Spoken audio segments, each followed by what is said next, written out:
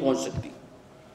وَإِذَا ذَكَرْتَ رَبَّكَ فِي الْقُرْآنِ وَحْدَهُ، اور اے نبی جب آپ ذکر کرتے ہیں قرآن مجید میں اپنے رب کی توحید کے ساتھ، ایک اللہ کا جب ذکر ہوتا ہے کہ وہ اکیلا ہے، واحد ہے، وَلَّوْا عَلَىٰ أَدْبَارِهِمْ نُفُورًا، تو وہ بھاگتے ہیں نفرت کے ساتھ، پیٹ پھیر کر بھاگتے ہیں۔ یہ توحید جو ہے یہ ان پر بڑی گراں گزرتی ہے۔ نَحْنُ أَعْلَمُ بِمَا يَسْتَمِعُونَ بِهِ إِذْ يَسْتَمِعُونَ إِلَيْكَ، اے نبی جب یہ بظاہر آپ کی بات سن رہے ہوتے ہیں تو ہمیں معلوم ہے وہ کس لیے سنتے ہیں، وہ صرف اپنے عوام کو مطمئن کرنے کے لیے کہ ہم تو بہت توجہ سے سنتے ہیں لیکن بات کچھ ہے ہی نہیں اس کے اندر کہ ہم اس پر ایمان لائیں۔ وَإِذْ هُمْ نَجْوَىٰ، اور جب وہ سرگوشیاں خفیہ مشورے کرتے ہیں وہ بھی ہمارے علم میں ہے۔ إِذْ يَقُولُ الظَّالِمُونَ إِن تَتَّبِعُونَ إِلَّا رَجُلًا مَّسْحُورًا، جب کہنے لگے ہیں یہ ظالم اور بے انصاف لوگ کہ جس کی پیروی تم کر رہے ہو وہ ایک شخص ہے کہ جس پر جادو کر دیا گیا ہے، سحر زدہ ہے۔ یہ ان کا ایک فائنل گویا کہ سٹیٹمنٹ تھا کہ آخر پھر محمد صلی اللہ علیہ وسلم کے کلام میں تاثیر کیوں ہے اور یہ کیا ہے سارا۔ تو آپس میں مشورہ کرنے کے بعد انہوں نے کہا کہ یہ ہم رائے بنائیں کہ یہ شخص جو ہے یہ اس پر کوئی سحر ہے، کوئی آسیب کا سایہ ہے، اور یہ اس قسم کی باتیں جو ہے وہ الٹی سیدھی کرتا ہے۔ معاذ اللہ۔ انظر کیف ضربوا لک الامثال، ذرا دیکھیے کہ آپ پر کیسے فقرے چس کرتے ہیں۔ فضلوا فلا يستطيعون سبیلا، تو یہ اب بھٹک چکے ہیں اور یہ اب راستہ نہیں پا سکتے، انہیں ہدایت جو ہے اللہ کی طرف سے اب نہیں ملے گی۔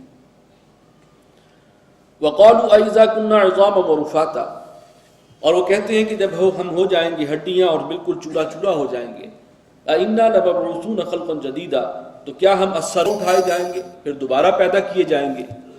قل کونوا حجارۃ او حدیدا، اے نبی آپ فرما دیجئے کہ چاہے تم پتھر بن جاؤ یا لوہا ہو جاؤ۔ یہ بات شاید اس وقت سمجھ میں نہیں آ سکتی تھی جو آج آ سکتی ہے کہ وہ ہڈیوں کے فوسلز بن جاتے ہیں، بالکل پتھر۔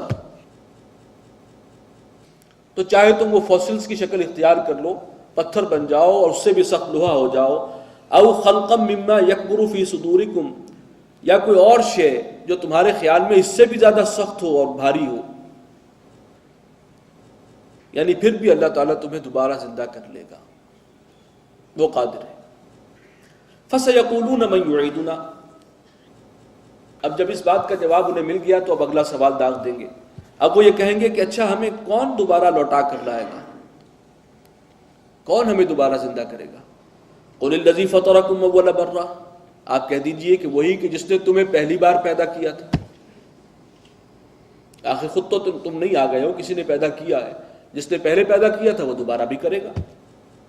فَسَيُنْغِضُونَ إِلَيْكَ رُؤُوسَهُمْ، تو اے نبی وہ آپ کی طرف دیکھ کر اپنے سروں کو جنبش دیں گے بڑے معنی خیز انداز میں۔ اچھا بات، اچھا یہ ہے بات۔ پھر اگلا سوال ہوگا ان کا، وَيَقُولُونَ مَتَىٰ، اچھا اب یہ بتائیے کہ وہ قیامت آئے گی کب، اس کا ٹائم ٹیبل کیا ہے؟ قُلْ عَسَىٰ أَن يَكُونَ قَرِيبًا، اے نبی ان سے کہہ دیجئے کہ شاید وہ بالکل قریب ہی ہو، تمہارے سر پر آن پہنچی ہو۔ یوم یدعوکم فتستجیبون بحمدہ، اور جس دن وہ تمہیں بلائے گا یعنی قیامت کے دن میدان حشر میں، تو پھر تم اس کے حکم کی تعمیل کرتے ہوئے چلے آؤ گے، بحمدہ اس کی حمد بیان کرتے ہوئے، اس کی تحمید کرتے ہوئے۔ وتظنون ان لبثتم الا قلیلا، اور تم محسوس کرو گے کہ تم نہیں رہے دنیا میں مگر بہت ہی تھوڑی سی مدت، بہت کم وقت ہے جو تم نے دنیا میں گزارا تھا۔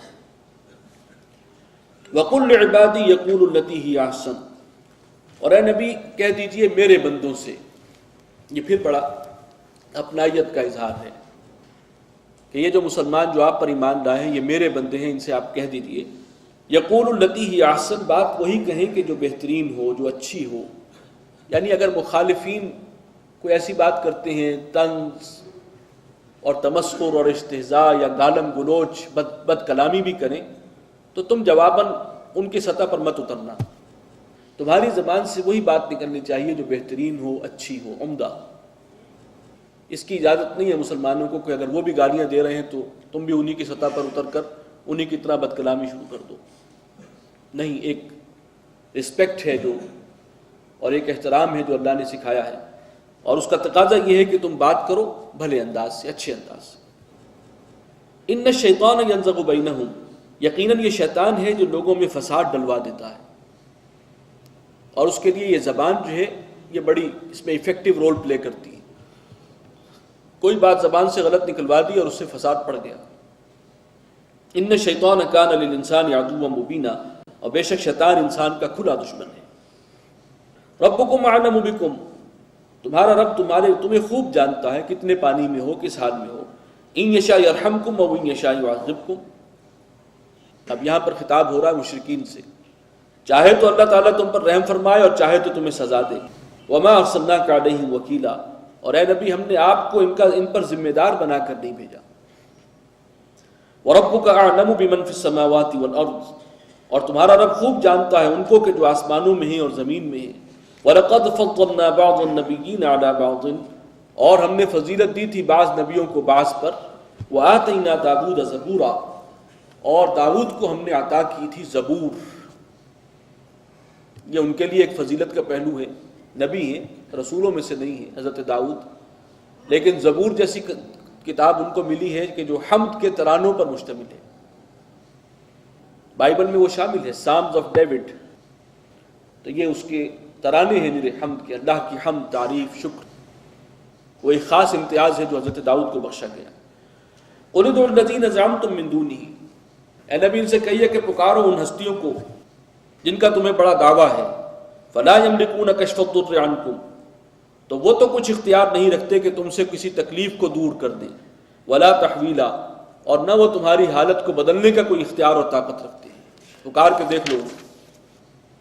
أُولَٰئِكَ الَّذِينَ يَدْعُونَ يَبْتَغُونَ إِلَىٰ رَبِّهِمُ الْوَسِيلَةَ، یہ تو وہ ہستیاں ہیں جن کو تم پکارتے ہو، یہ وہ ہیں کہ جو اپنے رب کو پکارتے ہیں۔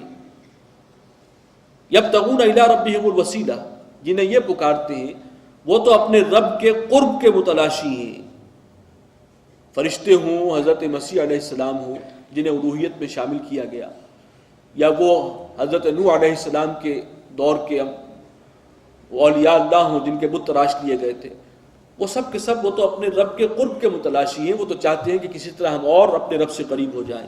ایہم اقرب، کہ کون ہے ان میں سے جو سب سے زیادہ قریب ہے، ان کی تو آپس میں یہ مسابقت رہتی ہے۔ وَيَرْجُونَ رَحْمَتَهُ، اور وہ اپنے رب کی رحمت کے امیدوار ہیں۔ وَيَخَافُونَ عَذَابَهُ، اور اللہ کے عذاب سے ڈرتے رہتے۔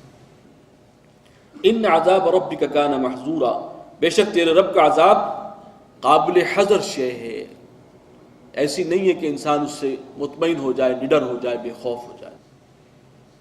وَإِن مِّن قَرْيَةٍ إِلَّا نَحْنُ مُهْلِكُوهَا قَبْلَ يَوْمِ الْقِيَامَةِ، اور جو بھی بستی ہے ہم اس کو ہلاک کر کے رہیں گے قیامت سے پہلے، تباہ و برباد کریں گے۔ أَوْ مُعَذِّبُوهَا عَذَابًا شَدِيدًا، یا اس پر عذاب دیں گے، اس پر بھیجیں گے سخت ترین عذاب۔ اب اس کا کیا مفہوم ہے، اس میں کئی رائے ہیں۔ ایک یہ ہے کہ جو بھی گناہ گاروں کی بستی ہے، جہاں بھی اللہ کی معصیت اور گناہ بہت زیادہ ہوتے ہوں، قیامت سے پہلے پہلے اللہ تعالیٰ ان پر کوئی نہ کوئی عذاب ضرور بھیجے گا ان کے گناہوں کے بقدر۔ اور ایک مفہوم یہ بھی ہے کہ اس قیامت سے پہلے سب کو ہلاک تو کر دیا جائے گا۔ اصل میں لفظ قیامت قرآن مجید جب کہتا ہے تو وہ بعث بعد الموت ہے، جب دوبارہ اٹھا دیے جائیں گے، اور جسے ہم قیامت کہتے ہیں وہ الساعہ ہے، وہ وقت، وہ ایک گھڑی جو اللہ کے ہاں طے ہے، وہ وقت معین جو اس کائنات کی موت ہوگا، جو اس زمین و آسمان جو اس وقت ہے ہمارے سامنے، جس میں چاند اور سورج ٹکرا جائیں گے، یہ الساعہ ہے۔ اور قیامہ قرآن کی اپنی ٹرمینالوجی میں قیام کھڑے ہونے کو کہتے ہیں، جب دوبارہ کھڑا کر دیا جائے گا مردوں سے قبر سے نکال کر، یہ وہ ہے۔ تو بات کہ اس سے پہلے پہلے ہر بستی جو ہے وہ ہلاک ہوگی، سب پر فنا جو ہے وہ طاری ہونی ہے۔ کان ذلک فی الکتاب مستورا، اور یہ وہ بات ہے جو کتاب میں درج ہے، لکھی ہوئی ہے۔ وما منعنا ان نرسل بالآیات، اور ہم نے نشانیاں بھیجنی موقوف نہیں کی، یہ جو ہم نے بند کر دیا کہ آئندہ ہم کوئی نشانی، کوئی حصی معجزہ نہیں دکھائیں گے، یہ جو فیصلہ ہمارا ہے یہ ہم نے اس لیے کیا ہے الا ان کذب بها الاولون، کہ سابقہ قوموں نے اور امتوں نے بھی معجزات کو جھٹلایا، انکار کیا ہمیشہ۔ اس کی سب سے بڑی مثال یہ ہے وَآتَيْنَا ثَمُودَ النَّاقَةَ مُبْصِرَةً، ہم نے قوم سمود کو اونٹنی عطا کی تھی، یعنی ان کے مطالبے پر ایک حصی معجزہ دکھایا تھا۔ ان کی آنکھیں کھولنے کے لیے مبصرۃ